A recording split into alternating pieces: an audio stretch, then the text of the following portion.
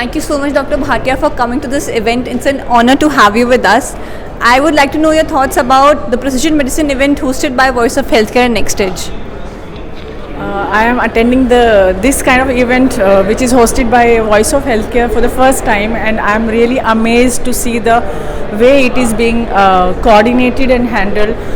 The right kind of topics, right kind of discussion pointers have been discussed in the panel discussions, and for case-based discussions are really important for clinician, for pathologists, for molecular biologists, and for bioinformatician, which is being happening in this event, and that is actually adding up to the information to all the participants who are actually involved in precision based testing.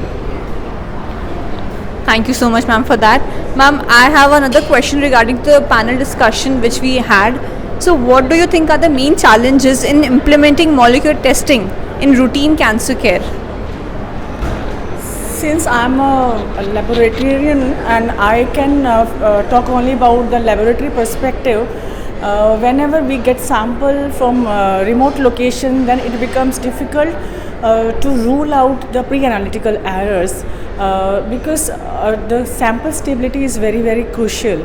It has to be maintained in right temperature condition so that when it reaches a lab, the sample quality is not degraded, because since in a molecular biology lab we are working on DNA and RNA, DNA still can be taken care of, but RNA based assays are very, very important if we talk about the sample stability.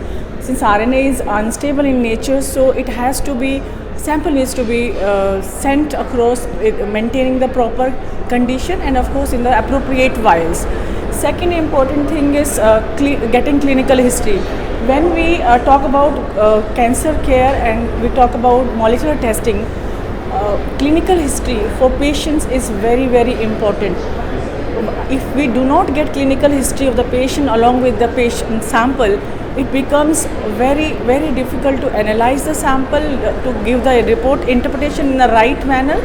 And another pointer I would like to mention is that there should be appropriate discussion with clinician and pathologist at the right point of time before releasing the report, which is going to make a difference for the reporting part. Reason being, if we have one-to-one discussion, we can understand what is the requirement, what is the clinical picture, and what is the priority of the clinician for treating that particular patient.